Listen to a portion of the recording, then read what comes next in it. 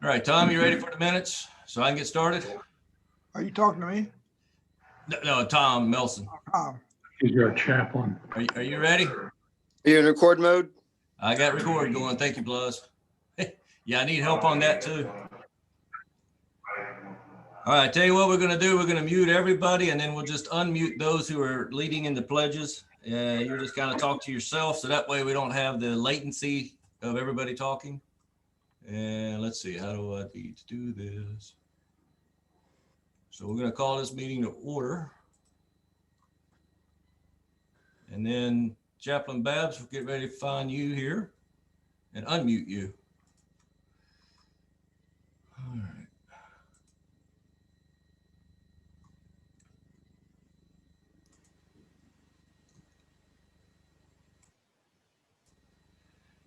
All right, Don, you'll just have to unmute yourself. How's that? That's good. If you'll go ahead and lead our invocation, please. All right. I'd like to say something though. I was reading the paper, and at the same time I was been watching television the last couple of days, and I was thinking about how our nation is such big trouble and difficulties and what's going on today. I kind of remembered that prayer that George Washington, that he used in the closing paragraph of the letter to the governors of the states on the disbanding of the army in 1783. And I thought that would be an appropriate prayer for us today with the way our nation is. So if you don't mind, let's pray that particular prayer that he wrote and he gave.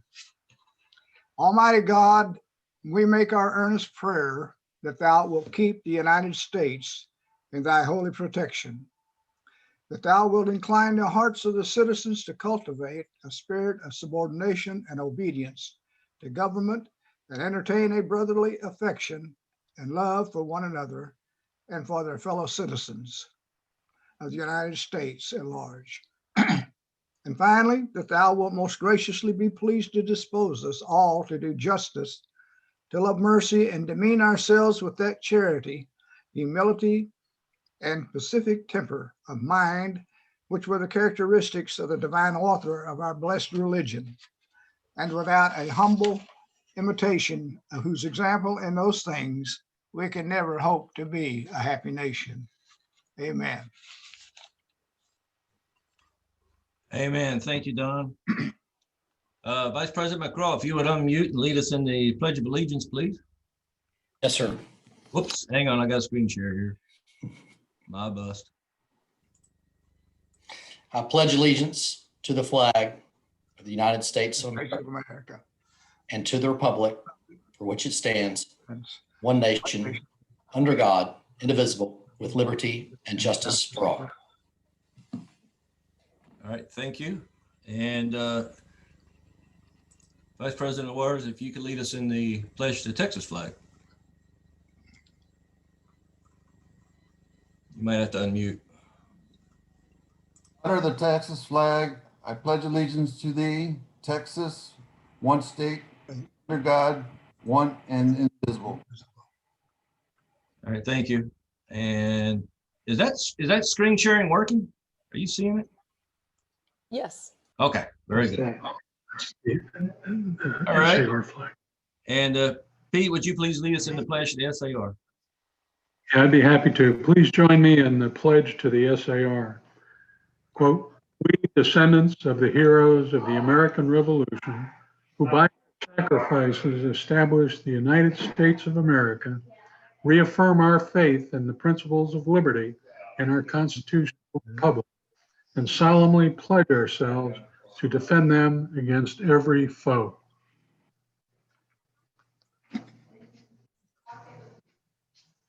Very good, thank you. Am I still muted? No, I'm unmuted.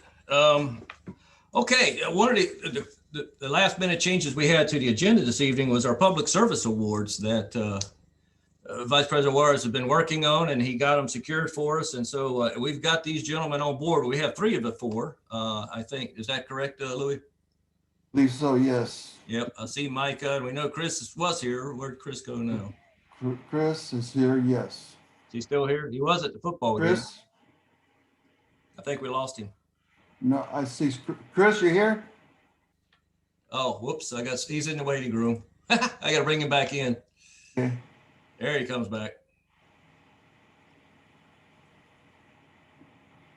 All right, now Chris is back, so we're good. All right. Louis, did you want to run through their commendations, or how'd you like to do this, sir? Sure, I could, the first one is Chris Dudley. He's the recipient of the EMS Commendation Medal for CHP firefighters paramedic. He's a CHP firefighter paramedic. The McKinney Fire Department has established a community health care program, CHP, where paramedics have been certified in advanced life-saving training to enhance their skills so that they can provide non-traditional life-changing emergency medical services to citizens in the community. The program requires that the advanced paramedics working with our medical director assist citizens in the community that have chronic illnesses and support and assist to help them live as normal in life as they can in their homes. The program allows the paramedics to establish a close relationship with the citizens. The paramedics contacts them on a regular basis to check on them to make sure that they are going to their scheduled medical appointments and assure that they are properly managed their medications on a daily basis. The goal of this program is to help educate these citizens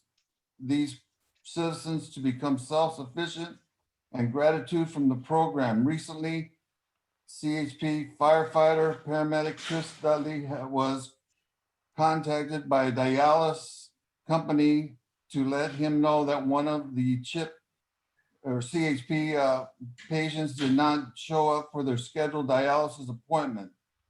The CHP firefighter paramedic Dudley immediately responded over to the patient's house. He knocked on the door, and when no one answered, he walked around the back of the house and looked through the window and saw the patient lying on the floor. He forced the rear door and provided life-saving treatment to the patient and transported him to the local hospital. CHP firefighter paramedic Chris Dudley immediate actions, knowledge about the patient, and dedication to our community health care program resulted in saving the patient's life. All right, very good. Well, how come that's not working? Anyway, I was trying to ask Chris to unmute, but it's for some reason my little thing is not working here, and I don't know why. But Chris can't see it because he's on his phone at the ball game, so he must be busy with that. But we have a certificate for his EMS service here, and then his whoops, gotta find the camera. There you go. Medal to go along with it. And gentlemen, I know the rest of you are also on here. I'll tell you ahead of time. I need to get these over to our secretary to have him sign them, and then we will get them in the mail to you as soon as we can. So just bring you up to speed on that. All right, Louis, who do we have next? Let's see here. We have SAR Life Savings Medal driver, paramedic. Is it Micah Maxon? Probably Micah. Micah Maxon? Yeah. I'm sorry. During physical fitness training at the fire station, driver, paramedic Micah Maxon was notified by a citizen that a firefighter was running around the fire station, had collapsed and needed assistance. He immediately ran out in front of the fire station to find his captain face down and unconscious on the ground. Upon Initiating assistance to the patient, he determined that the captain was in cardiac arrest. He immediately began CPR and at his direction, other firefighters to attach him to the heart monitor and the defibrillator to provide electrical shocks to his heart. The captain was transported to Baylor McKinney Hospital, where he received outstanding cardiac treatment to save his life. The captain recovered and was released from the hospital. Driver, paramedic Maxon leadership actions, experience, and efforts led to the life saving of this captain's life. All right, very good. And Micah, also the same for you. Again, certificate and medal to accompany. Like I say, we gotta get Tom to sign, and then we'll get them out to you guys. And we're gonna give you guys a chance to talk as soon as we got through all 4 of these. And Louis, I thought originally you said that Chief Skaggs was not going to be able to join us, but I see him on there. So Yeah, I was told he was deployed, but he is here, huh? Okay. oh, well, he's figured out how to get on a Zoom meeting. You can do those pretty much anywhere in the world these days, I think. Welcome. well, So I will go through his Medal of Heroism. you want to go through that whole thing? Yes. Okay. I guess we can basically, Chief Charlie Skaggs, welcome. During the beginning of the COVID-19 pandemic, EMS Chief Charlie Skaggs responded to the request of many nursing homes, assisted living, memory care facilities of the city of McKinney. There were many residents in these facilities that rapidly became infected with COVID-19 virus. Many of these residents became patients and were transported to our local Baylor, McKinney, and Medical Center Hospital. Unfortunately, some of the patients did not survive the devastation of infection caused by the COVID-19. Chief Skaggs personally met on site in these facilities to assist administer the staff with triage and residents to separate the COVID-19 infected residents that were experienced mild symptoms from those that were healthy and not infected. He worked with each facility to assure the staff was properly protected. He worked with the city and state partners to assure that they had what they needed to do the job safely as COVID pandemic continued and spread across the Texas. Chief Skaggs, as a result of his dedication, self-preservation, and outstanding work in the city of McKinney, continued to place himself in harm's way. All right. Very good. Well, Chief, and also we've got yours. I think the only one we're missing tonight, though, actually was Quincy. I haven't seen. We got one more. Yes, Quincy. I don't think he's online, is he? Yes, I think I did see Boss. Okay, go ahead then. Is he with us? I haven't seen him. But go ahead if you find Quincy. Go ahead and read his real fast, since we're already got his certificate here. During the heroic California wildfire, firefighter engine Boss Blount was deployed to California as a member of the Texas Interstate Fire Mutual and System in assistance to Cal Fire and the response to over 1 million acres burning out of control. He and the leaders of 4-person team that worked with firefighter teams from all over the world for many weeks to try to bring the devastation fires under control. He and the crew were able to assist and extinguish many wildfires. fires, extinguished many homes and businesses and that were burning, and that were able to successfully protect many other homes, businesses, and forest fires from the horrific fires. Firefighter bomb leadership, committed and expertise and dedication to saving the property was critical in assisting the state of California during the tragic and heroic wildfire season. All right, very good. Well, first off, let's give all these guys a round of applause. And then any of them that want to unmute and tell us a little bit about their story, what they did, we'd appreciate to hear something. And then we'll open it for questions. Chief Skaggs, you want to start since I got you at the top of my list? Appreciate it very much. It means a lot that y'all honor us for that. I mean, that's our job. That's what we do. And I'm actually sitting in a hotel room in El Paso right now. I've been here since, not for sure the date today, but since the 1st. So as you know, El Paso's on the news, and we're fighting through that. And I'm doing all the assisting with the COVID. I'm handling, they took a lot of the stuff that we did with the city of McKinney, and we were brought there to kind of duplicate the process. And we handle all the scheduled flights out of town to help support the mission and get the sickest people out of El Paso.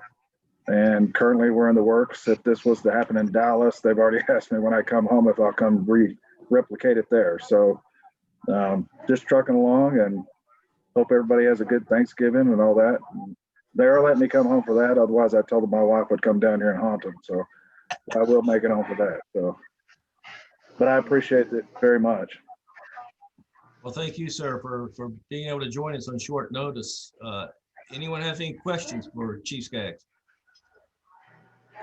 How many members of the department does he take care of? In our fire department, we have multiple resources that can deploy through EMTF. This specific mission, I'm actually the only one with McKinney Fire Department that's here. They brought me on as a MIST, and so a MIST is over select teams. And so my teams are over all the ambulances and over all the airplanes that they're flying out. So basically, I'm the supervisor that supersedes or makes sure that everybody gets everything done like they're supposed to. I work out of their command post at the EOC in El Paso and coordinate the flights and the transports. On average, like yesterday, we did 31 transports inter-facility, taking patients to the Coliseum. And on average, we fly out about 10 per day. But as far as with McKinney, the main spot they brought me for was because I guess they knew I would fit the mold for that role. So I'm not the guy that's picking the patients up and driving them around the city, but it's the brains behind the operation. A lot of logistics. Yep. So Chief, this is Tom Milson. So I know you said, well, you know, this is sort of my job, but I think I could speak for the whole organization here in saying that I think you're going well far and above the standard definition of your job. And I want to let you know that we all appreciate you and thank you very much for everything you do for our city and beyond. Well, I appreciate it. And we worked really hard in the city of McKinney. We were in some dire straits for a little while with those nursing homes, and we worked a lot of hours. And those guys that are on the call as well, Micah and Chris Dudley, they're part of that team that went into those nursing homes. Those are the guys that went in and tested them all and did all that stuff. So our community health group is basically our COVID response group, and they're the specialists in it. We just rock along, and we're being very fortunate. I mean, we've had a lot of cases, and you can see the spike coming back up again. Hopefully they can get it under control before it turns into like El Paso. But yeah, I do have a regular job. I have a guy there, but he's taking care of things while I'm gone. This is a kind of a unique thing that the state can deploy me for the state and come help out on this side of the deal. Very good. Micah, would you like to chime in on anything? On your, did you get extra days off for saving your captain? No extra days off. That was a very surreal experience. And I had two very, very green guys with me, but they did a great job. It's probably one of the best things I think about McKinney Fire Department. We do a really, really good job of training our guys from the beginning. The guys I had that helped me work on my captain that day, I mean, between the two have less than 1 year. So like it was a very surreal experience, but they did outstanding.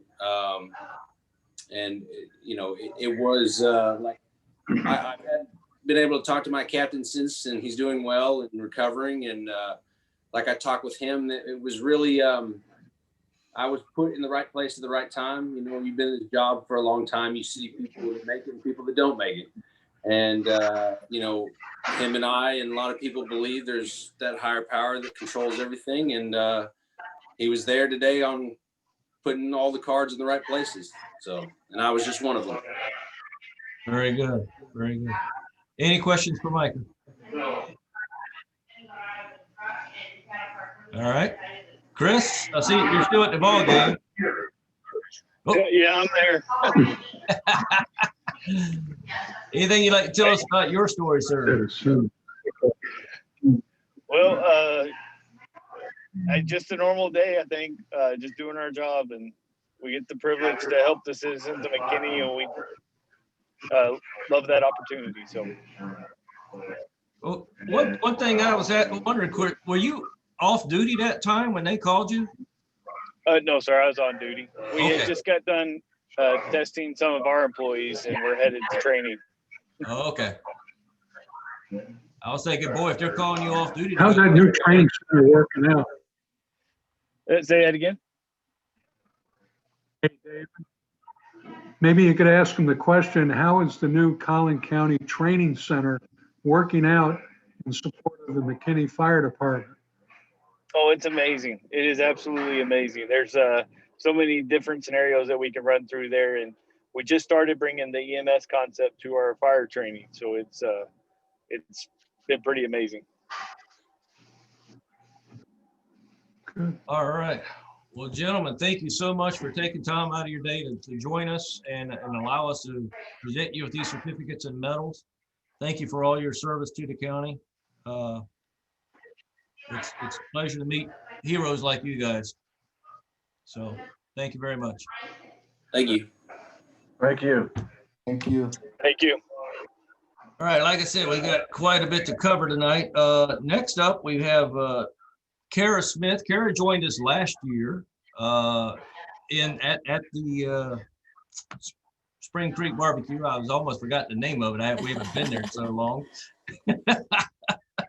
But and I'm sure this year she's got more to update with us. One of the things, I don't know if you found it on your emails, but I did attach the flyer that Susan had sent out for us. This is what it looks like. Kind of going through to Matthew Bolton, but Kara, if I recall right, you're the state president, correct? Yes, sir. So you're more than just this little chapter over here. All right, well, I'll tell you what, at this point, I'm going to turn it over to you, Kara. Wonderful. May I share my screen? I have a presentation to go Yes, along with my program. You should be able to. Let's see if yep, go ahead. Wonderful. Thank you. Did it work? Yeah, there it is. Perfect. There we go. Perfect. So hello, like you said, my name is Kara Smith, and I am the 2020-2021 Texas Society Children of the American Revolution State President. Thank you, Mr. President, for allowing me the opportunity to speak to you all today about the 2020 to 2021 C.A.R. national and state projects. I'm sorry we cannot meet in person, but I am very glad for the opportunity to reach out to all of you and our community virtually. So our 2020-2021 national theme is Support Our Brave and Noble Patriots, led by our national president, Liza Frydenmaker, and the senior national president, Lori Walters from the Texas Society Daughters of the American Revolution. The national project is in support of Pets for Vets. The National Society C.A.R. is raising funds to train animals and manage animal adoptions. Veterans interview for an animal through Pets for Vets. Animals are then selected from the shelters specifically chosen for each veteran. Animals are highly trained before placement to best meet the veteran's needs. Pets for Vets assist in many veterans' fight against PTSD by building a safety net with the animal, creating connections, and overcoming trauma. Through this process, Pets for Vets saves pets from shelters, as well as provides veterans with companions and support that they need. Through this year's national theme and project, C.A.R. members are learning to give back to those who have served our nation and to support our brave and noble patriots. The 2021 state theme is Salute the Women in Flight. The state president is Kara Smith, and our senior state president is Jill Jackson. The state project is in support of the National W.A.S.P. World War II Museum. Two major commemorations have greatly influenced the choice for this year's TSCAR state project. First, we celebrated the 100th anniversary of the 19th Amendment ratification. Women earning the right to vote was pivotal for them and for the progression of American history. The 19th Amendment allowed women to take one step up in society and another step closer to equality. Second, this year is the 75th anniversary of the end of World War II. In light of these two events, TSCAR has decided that in the 2020-2021 state project to salute the women in flight by supporting the National W.A.S.P. World War II Museum. Out in Sweetwater, Texas, the National W.A.S.P. World War II Museum tells the stories of some of the first women pilots in America. The museum is built on Avenger Field, the original training field of the W.A.S.P., where the Women Air Force Service pilots, or the W.A.S.P., served during World War II and made groundbreaking accomplishments for women in the 1940s. They overcame personal and societal barriers as they flew every type of aircraft in the Army's arsenal. They served their country through non-combat missions, freeing men for combat and flying a total of 60 million miles. They participated in a wide variety of flight jobs, including but not limited to ferrying planes across the country, flight testing newly repaired aircraft, towing targets off the back of their planes to be shot at with live ammo, and even being used as guinea pigs in the planes that the men were afraid to fly. They took every job that they could, determined to prove that they were just as good, if not better, than the men. Despite working hard and risking their life for their country, the women were not officially considered military, but performed their work as civilians, since they were women. After just 2 years, the program was disbanded and the W.A.S.P. were practically forgotten. It wasn't until 1977, 33 years after the program ended, that the W.A.S.P. finally received military status. These women created a place in history that at the time they could have only imagined. Becoming a pilot, which was previously thought of as only for men, was now possible for women. The passing of the 19th Amendment and the strong-willed women of World War II were crucial moments in American history, proving that women can do anything. So that's why the goal of TSCAR is to honor the W.A.S.P. legacy and remember their service as we salute the women in flight. Funds raised this year will gift 4 interactive learning stations as a permanent addition to the museum. These stations will connect students to wartime technology and techniques by teaching riveting, wire tying, Morse code, and navigation. I am so excited to make this donation to the museum. If you would like to join me and help us support the museum, I will now tell you about the first of multiple ways to help us support the museum. It is as easy as donating from your phone right now by texting the word WASP, W-A-S-P, to the number 41444. So if I see the tops of your heads for the next couple of minutes as you text in your donation, that is perfectly okay. I'm going to continue on and tell you more about the fierce women of the W.A.S.P. program. No two women were the same, but they had one thing in common, and that was their love of flying. And this love is what brought them together. First up, a major player in the aviation game and one of the founders of the W.A.S.P., Jackie Cochran. Cochran was born in small town Florida to a poor family, and she knew she wanted a better life.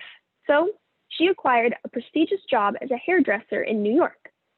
She eventually married, and her husband completely supported her. He encouraged her in starting her own cosmetics company, but also in her love of flying. She poured her heart and soul into the founding of the Women Air Force Service Pilots. And as the head of the program, many of the women looked up to her.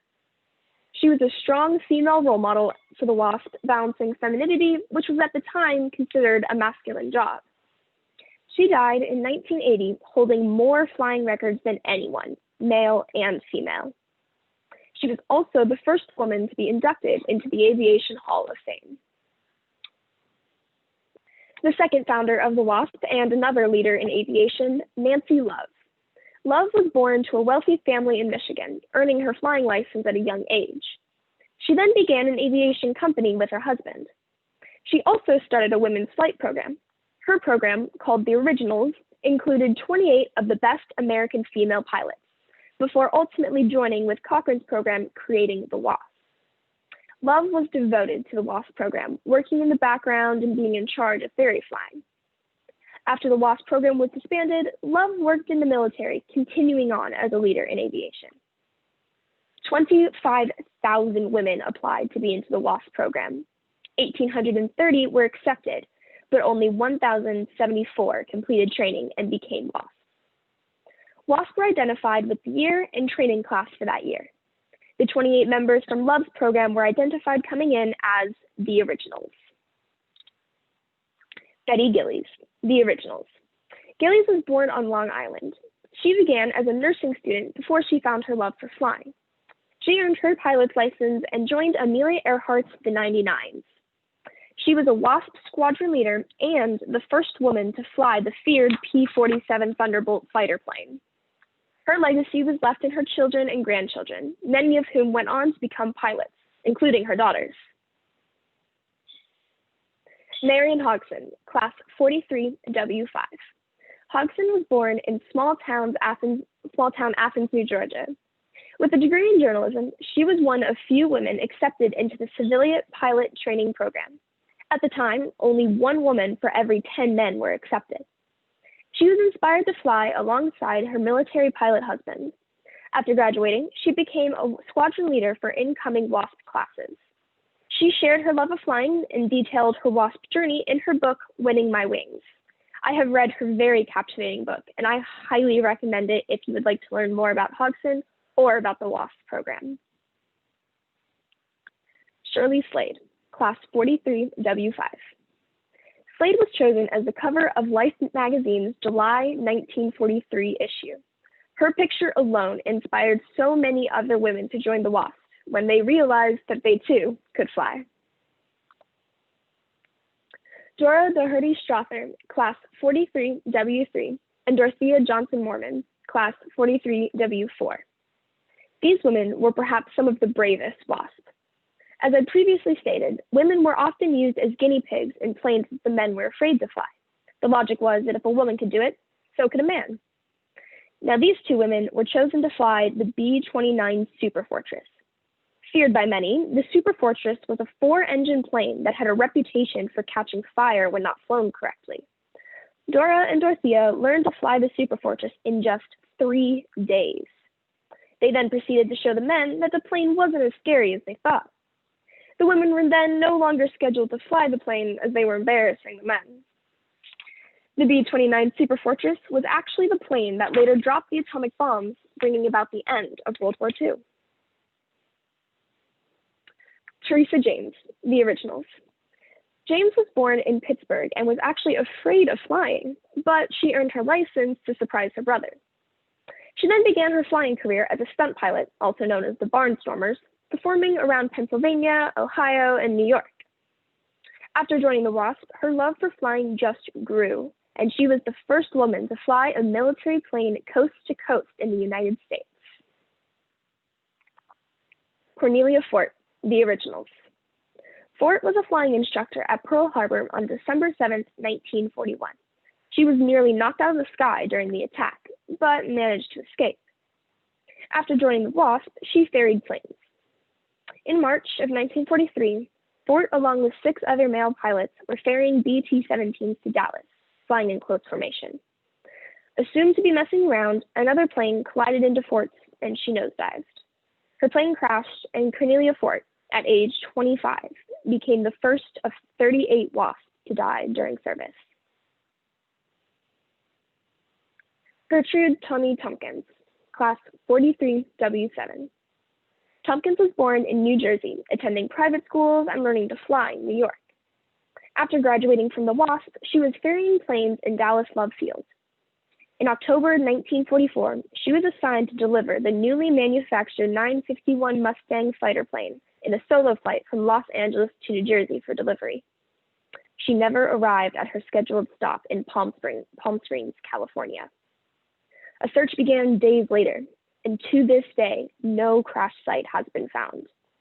She was declared missing and presumed dead. Tompkins is the only WASP casualty to have never been found. Hazel Ying Lee, class 43W4, and Maggie Gee, class 44W9. Lee and Gee were the only two Asian American women Air Force Service pilots. They were also the first Asian American women to fly for the United States military. Lee was from Oregon and was known within the WASP for her humor and fearlessness. While ferrying planes, Lee was involved in a runway collision that ultimately resulted in her death. Much differently, Gee was from California and worked as a WASP towing targets in Las Vegas. She remained there until the program was disbanded. And after the war, Gee pursued a degree in physics and researched nuclear weapon design. Jean Schaefer Fitzpatrick, class 44W1. Schaefer, born in California, was interested in flying from a young age. She watched Charles Lindbergh race in her hometown and even interviewed Amelia Earhart for her high school newspaper. After graduation, Schaefer was assigned to Cadet Basic Training School as a flight instructor, along with ferry flying and testing aircraft. On one eventful test flight, she was with an older male officer. He spun the plane per usual, but they became stuck. The officer could not get them out of it, so he handed the controls to Schaefer.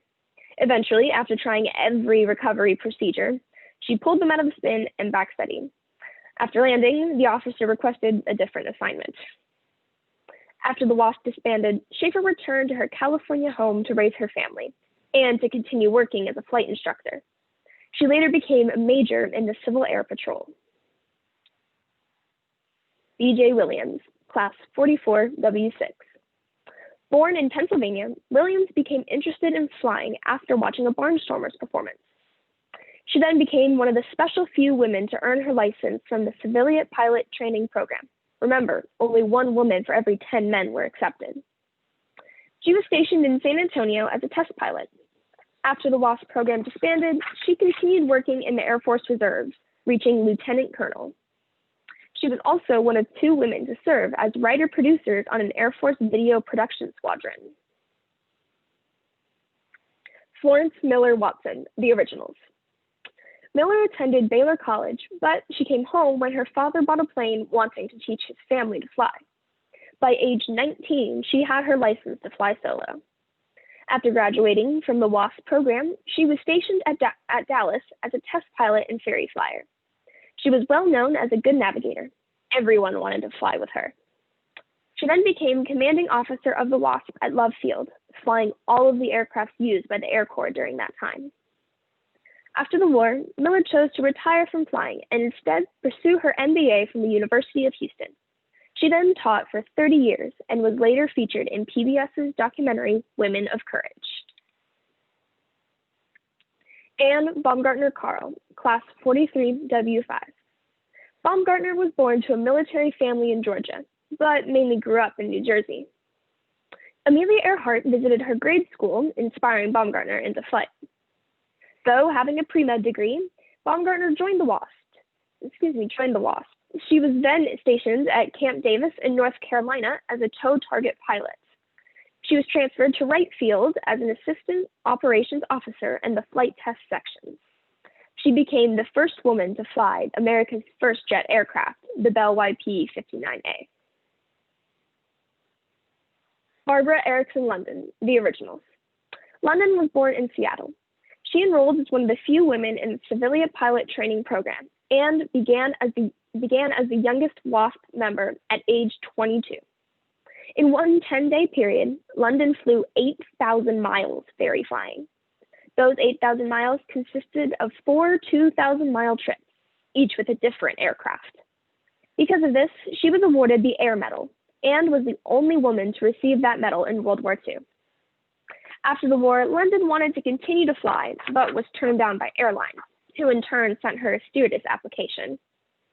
She chose instead to run a flight school and charter service, inspiring her daughter to later become an airline pilot. Mary Ann Martin Marty Weil, class 44W10. Martin was a member of the last class of WASP. Serving only 13 days before disbandment, she was voted the unofficial historian of the WASP because of her thorough record keeping. Martin collected scrapbooks, pictures, obituaries, and other mementos of the WASP. She later donated her collection to the Texas Women's University, providing a lot of what we know about the WASP today. Here are some classic WASP photos featuring Dorothy Olson, class 43W4, Frances Green, class 43W5, with Margaret Kreichner, Ann Waldner, and Blanche Osborne of class 43W6, Noni Horton Anderson and Nikki Axton, class 43W7, Elizabeth Garner, class 43W6, and Elizabeth Betty Wall-Strophus, class 44W1. There are so many more amazing women of the WASP, and each of them has a unique and interesting story. If you would like to learn more about the WASP, here are some books that I would suggest. Fly Girls by P. O'Connell Pearson, Yankee Doodle Gals by Amy Nathan, Winning My Wings by Marion Steedman Hodgson, or if you want to learn more about Gertrude Tompkins, Expedition Unknown filmed an episode searching for her crash site, Expedition Unknown, America's Lost World War II Hero. So now that you have learned about the fierce women of the WASP, I hope that you have been inspired. I know that they inspired me. I encourage you to join TSCAR as we salute the women in flight. Earlier, I shared how to make your donation by texting WASP to the number 41444. But also, per CAR traditions, we have lapel pins available for a $10 donation from www.tscar.net/pins. The pin design is a 3D silver replica of the Boeing Stearman biplane, which was the first plane that the WASP would learn to fly on, excuse me. The theme, Salute the Women in Flight, is embossed across the wings. Pins can be ordered at www.tscar.net/pins. Thank you, Mr. President. It has been wonderful speaking to you all today, keeping the memory of the WASP alive by telling their stories. I hope you all enjoyed it. If you are interested in CAR membership or making donations, please visit our website at www.tscar.net and join TSCAR as we salute the women in flight. Thank you.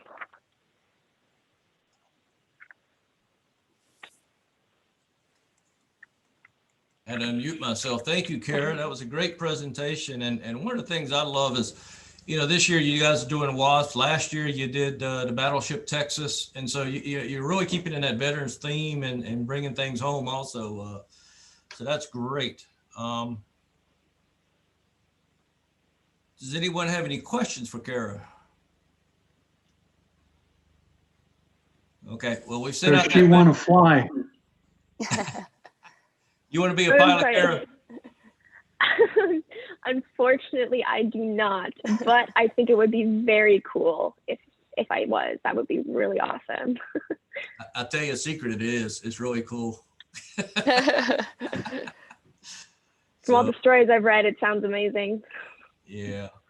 Well, one of the things, I know we got some other guest chapters here, so I don't want to embarrass ourselves too bad, but, and Susan, just verifying did get the check today, or? It's in the mail. We have a delivery service that comes to our neighborhood. So I think I saw it pop up as being delivered. Okay. So it'll probably be here tomorrow, but it is being tracked. Thank you. Well, thank you very much. There is a copy of the check. Thank you. There it is. Thank you. So I felt like I should have gotten like one of those game show cards, you know, where the thing's 5 great foot big by one. 3 foot, hold it up. Right. No, the Matthew Bolton Society greatly appreciates your So yeah, well, Thank we you. appreciate what you guys do for the kids and for us, and it's a wonderful organization, obviously. But what that kind of ties in with what Kara just did is our next guest. And Pete, I'll let you take over for this one. Okay. Well, thank you very much. And it's a pleasure to be with you tonight. I have the distinct honor of introducing my father-in-law, whose name is Hooper Knowlton. And I've known Hooper for about 42 years because that's when I started dating his daughter, who I ended up marrying. And Hooper was a pilot instructor during World War II for the Army Air Corps. And I'll let Hook tell you a little bit about his service, but notice the hat that he has on. I don't know if you can see it, but which is a plane that he flew and trained on. So Hook, take it away. Okay, well, first of all, I want to say that story about the W.A.S.P was fascinating and very interesting. Thank you. Well, you know, there aren't very many of us left who were in World War II. You have to be about 94 years old or you can't qualify. And I was really lucky. I was in the service for 3.5 years and I never got out of the training command. I was either being trained to fly or I was training others how to fly. And mainly I was training cadets in how to fly a twin engine plane and also fly instruments. And it was just great. I don't think that there was a minute in my 3.5 years that I wasn't happy. I just loved being trained and I loved training. It was wonderful. And he didn't let the training stop because after the war, he became a civil engineer and his company ended up owning a Cessna, I believe, that you flew for quite a while. Oh, we had several Cessnas. We had, let's see, 182, and we had a lot of 205 and several 206s that we flew because we were a civil engineering and land surveying firm. And it was very convenient to fly a crew around, especially when you had to go into the mountains.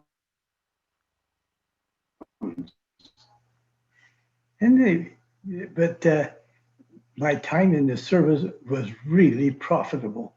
First, flying officers got 50% increase in pay over regular fellows with the same rank. And then when I got out of the service, I was able to go to college. And I think that my 3.5 years in the service was probably 3.5 years of the most productive time of my life. And but I noticed now friends, most all of my friends are gone. I live in a senior complex and of about 263 of us that were in World War II. I'm glad that I was in it, but I'm glad I got out of it. Thank you. Thank you, Hoop. And just to let everybody know, Hooper is going to be celebrating his 100th birthday next month on December 29th. Wow. So congratulations, Hoop. Happy birthday. All right. Thank you for your service. Yeah. Happy birthday. Oh, thank you. Thank you. I hope I make it. You sound like you are. I don't think there's any doubt about that, Hoop. No. Thank you so much for your service. David. David, this is Nathan. Yes, sir. A couple of items along that line. At our executive committee meeting, I said Pete was going to contact his father-in-law, and I said I would contact Gene Trimble, who's 98, and Gene's doing well. I also contacted James Shaw, who's 92, just a mere 92, and I know that Gene Trimble is World War II, and I think James Shaw is as well. He must have been a very young soldier. But while I've got the floor, I want to say that Drake, this is the 35th anniversary today of the Plano chapter, according to my calculations. And I want to call attention to the fact that Dwayne Briner is with us for the first time in many months. Good to see him. And also Ronnie Brandt. I've got some of his papers here on my desk, but Ronnie is he's got this. Chastain is your Patriot ancestor, right? Yes, sir. And so there are some members of the SAR who come in under that same Patriot. Unfortunately, they're from other children or grandchildren, so we've got we still have a little bit of genealogical work to be done. But Ronnie was pretty well prepared. So and it's good to see all the folks we've got here tonight. This is a good night. And with that, David, I'll turn the floor back to you. All right. Thank you, sir. Thank you. Yeah, I know I'm pushing along pretty quick, but we've got a full plate for what's happening tonight. But for Lieutenant Knowlton, we did come up with certificate appreciation and recognition of service to the United States of America during World War II. So, and we'll get that in the mail to you, sir. Thank you. Thank you. Okay, and then one other presentation, as President General White mentioned, Dwayne has joined us. Tom reached out and was able to convince him to come say hello to his friends, even though he's been ignoring us for all this time. So when Dwayne was registrar, he was busy bringing in new people, working on things. And as a result, from at National, and they finally sent it to us, Dwayne, you got a Liberty Medal. So there's your certificate, and there's your medal. So I will get that in the mail to you also, sir. You'll probably have it Monday, I'm guessing. Dwayne Briner. But I'm glad you were able to join us. Good seeing you up and about, and you're looking healthy there. So Thank you. I'm feeling good. Very good. Very good. Okay, well, I think now we're down to the business portion of our meeting, and with that, I know I'm a little bit out of customary here, only because we're trying to cram in some things. But President Drake, do you have anything you'd like to say to this chapter? Well, nothing that you probably haven't heard me say before. First of all, I thank y'all for inviting me. Good presentation tonight by all your speakers. Congratulations to our public service folks. I don't know if any of them are still online, but they do a wonderful job. I've attended a couple of those presentations, one up in Sherman live a couple of weeks ago, and then a couple of weeks ago also in Plano. And so getting to see y'all here tonight online was a great thing. Wonderful presentation, Kara. It seems like she and I pop up in the same Zoom meetings an awful lot. So let's just say your presentation on that gets better and better every time I see it. It is a wonderful presentation, and we shouldn't forget what the ladies did in World War II.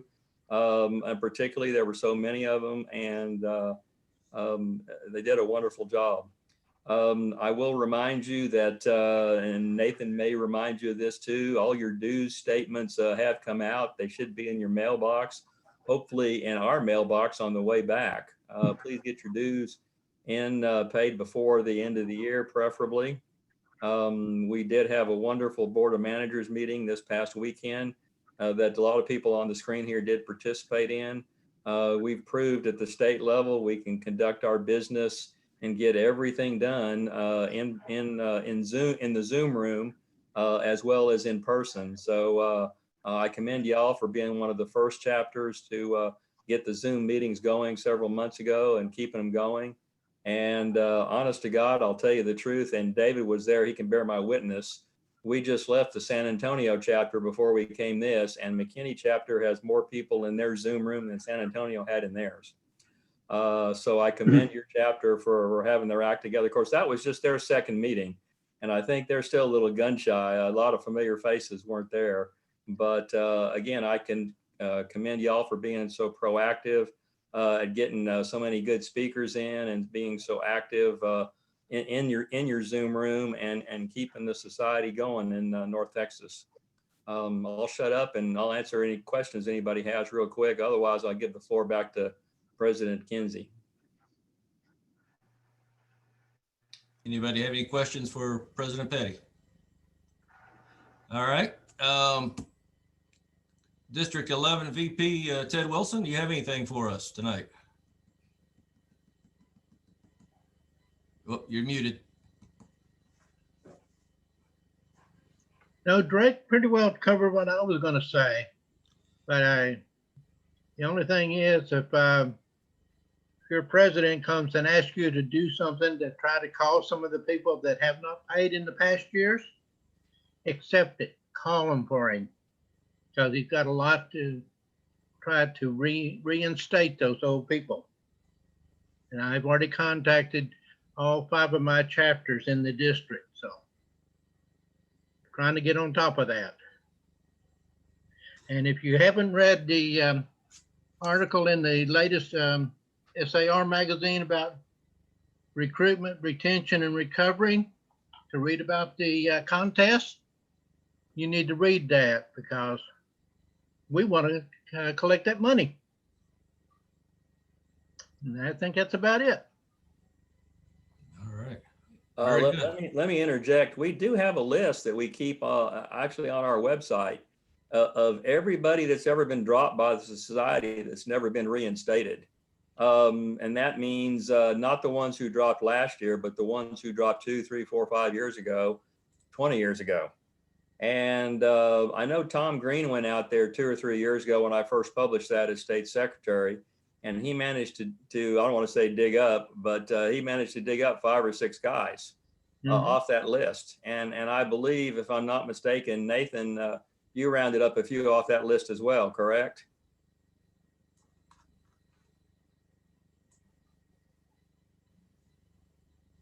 I caught Nathan asleep at the wheel. Yeah, he did.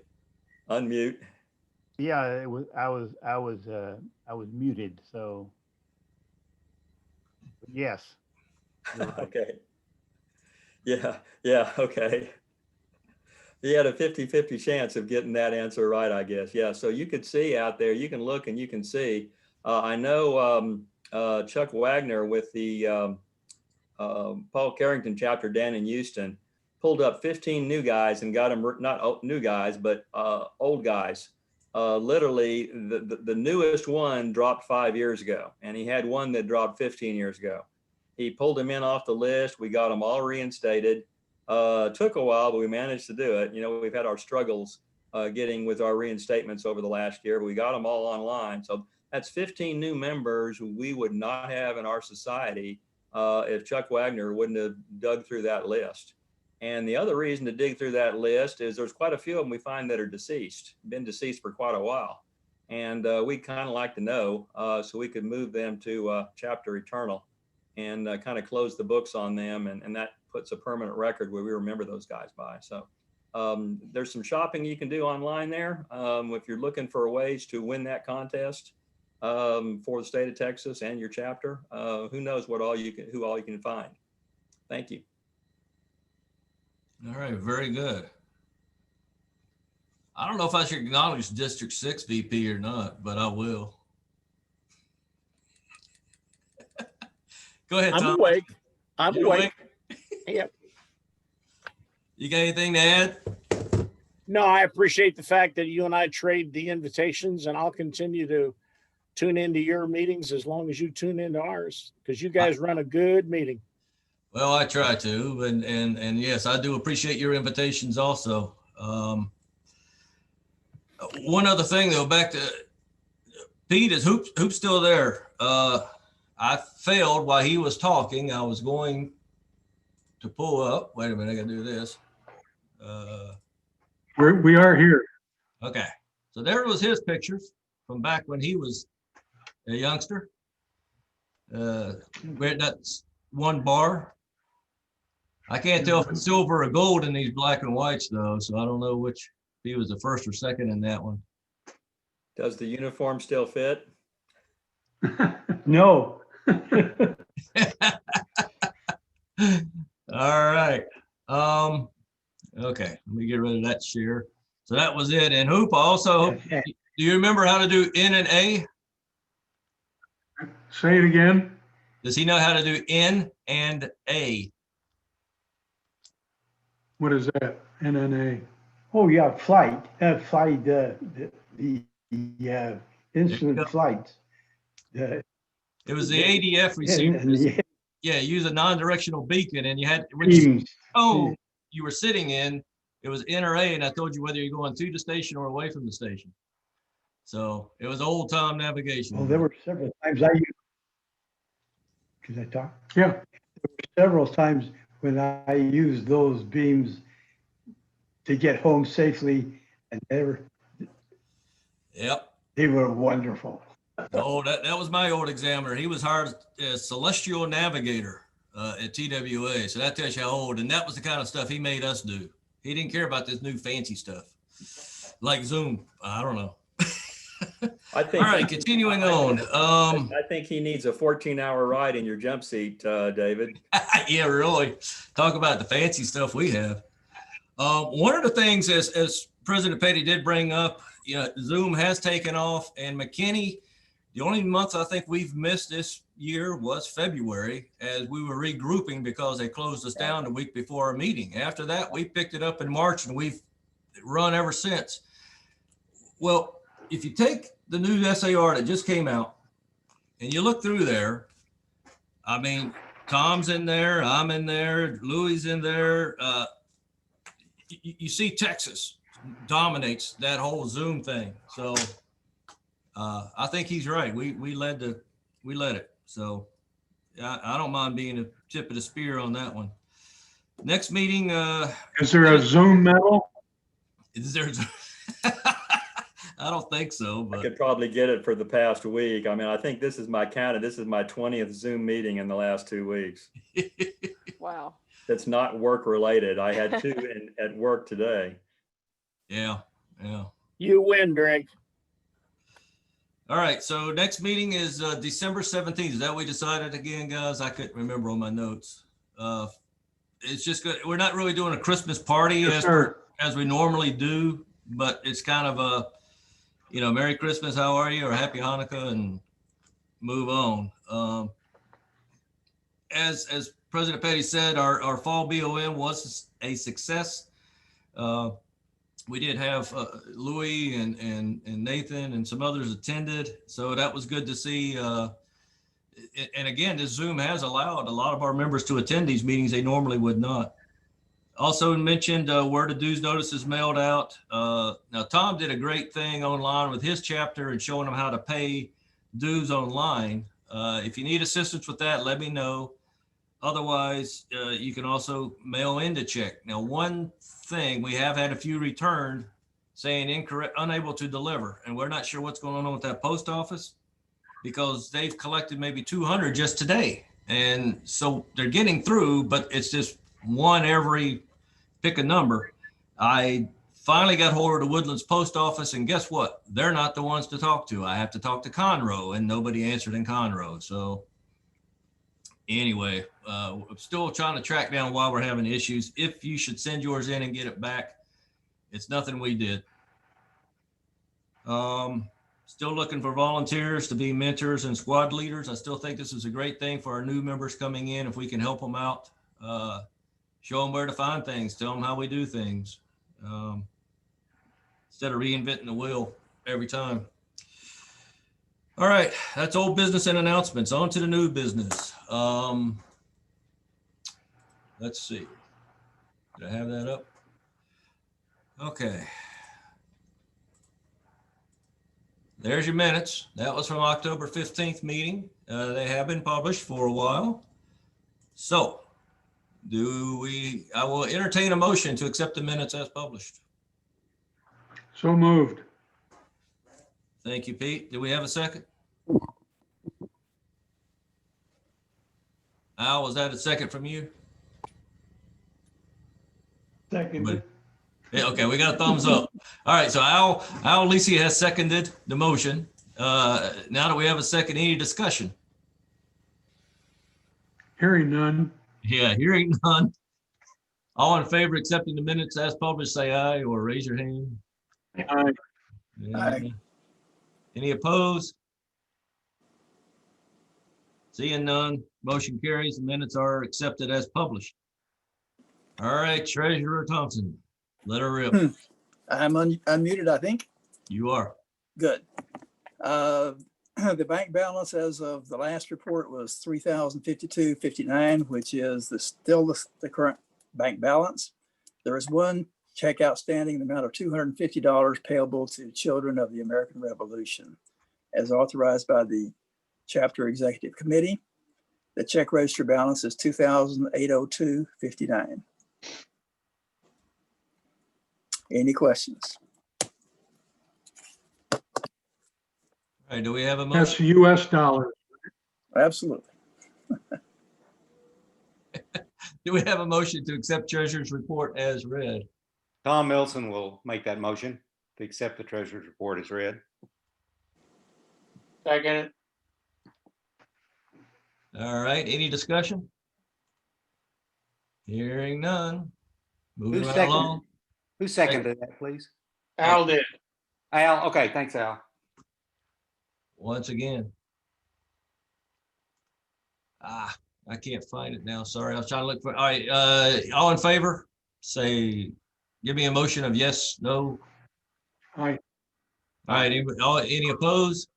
I think we should do it that way. That makes it easier. Seeing none, motion carries. Treasurer's report accepted. I was trying to locate. Where did I put it? The slate of officers. I had it up here a second ago and I just misplaced it. If you dial it into a Give me 1 second here if I can put it back up. Oh, there we go. Found it. All right, so Sergeant at Arms McClellan presented this list in September or October meeting. This list was presented. We have not heard anything from compatriot Chenoweth, have we, as far as historian? No. Okay, so we'll scratch that one. Vice President McCraw, are you still interested in program, sir?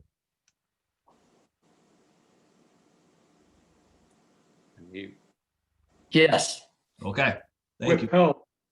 With help, okay. With help, absolutely. Absolutely. All right. So there's your slate of officers. And so at this time, I'm going to open the floor for nominations. So are there any nominations from the floor?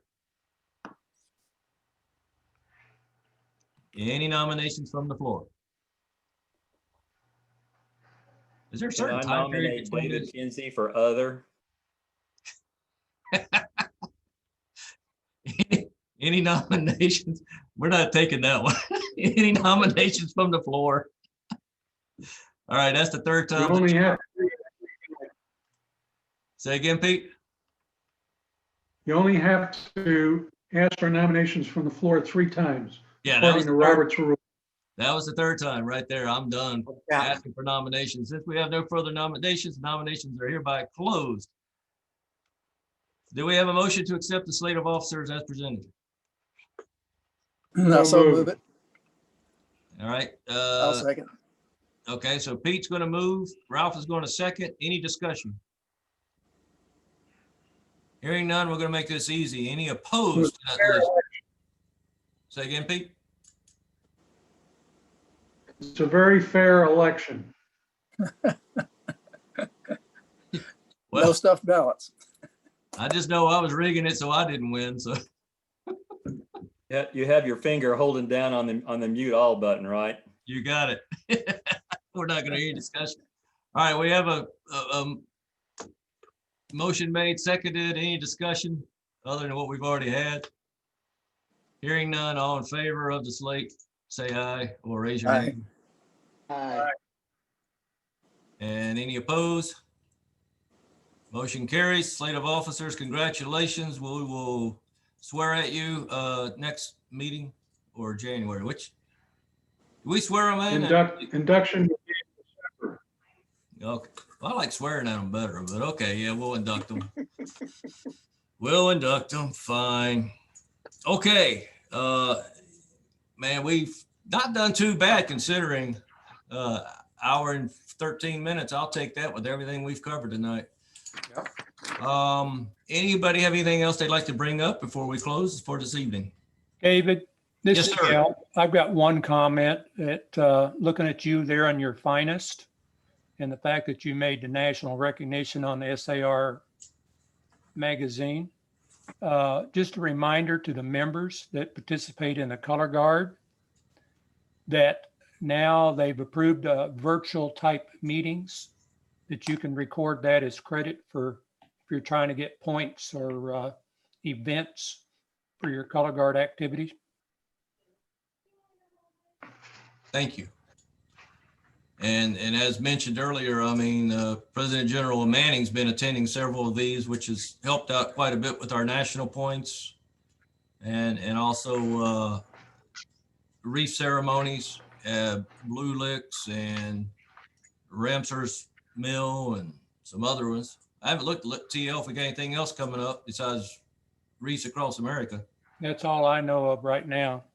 Okay. All right. Does anyone else have any comments? All right. As this is my last chapter meeting as president, I've enjoyed it. You guys have been great support. You've it's been rewarding to say it, to see where this chapter's come and where it's going, and I leave it in good hands. You still have one more to go. Yeah, you're not relieved yet, David. Hey, thanks, guys. Got one more. Well, you know, President Petty, do you think you'd be able to attend us next December 17th to do the induction? Somebody doesn't kill me first. Okay. All right. Might be close. Well, all these Zoom meetings, I'm sure. All right. Well, let's tentatively put that down, and we can talk about that further as we go. I know I threw that at you last second. I'd be happy to swear at y'all. All right. If no other discussion, Chaplain Babs, are you ready to present the benediction, sir? Yeah, I am. But I want to ask, what was that list you showed a few minutes ago with a lot of names on it? That was the officers. But you know what? I don't think we have you on there as chaplain, do we? No, that's not what I'm talking about. That list that you were talking about in recruiting members and things like that. Oh, not that one. No. Hang on. Let me go to this one. I know which one you're talking about. Well, what list? What is that list for? That's the dropped member list. Okay, well, there's a name on there that you can take off. He passed away 2 years ago. That was Witcher? No, he just passed last year. It was Emmett Lee Enlow. All right, Emmett Enlow. All right. All right, I'll make a note of that. Yeah, you're talking about right here. Right there, yes. Okay. All right, well, very good. Then there's one. Thank you for pointing that out. Yes, sir. Okay, yeah, we're ready for the benediction? Yes, sir. Okay. The God of peace, who brought again from the dead our Lord Jesus Christ, the great shepherd of the sheep, through the blood of the everlasting covenant, make you perfect in every good work to do his will, working in you that which is well pleasing in his sight. Through Jesus Christ, to whom be the glory forever and ever. Amen. Amen. Amen. Thank you. All right. And for the recessional, until we meet again, let us remember our obligations to our forefathers who gave us our Constitution, the Bill of Rights, an independent Supreme Court, and a nation free man. Guys, thank you very much for joining us. It was a pleasure. Kara, thanks for coming again. Always good seeing you. And Susan, you too. And there's the kitty. And Thank you. and Thank you. Hoop, thanks for coming. Yeah. And everybody else have a great evening. Thank y'all. You too. Bye-bye. Merry Christmas. Merry Christmas.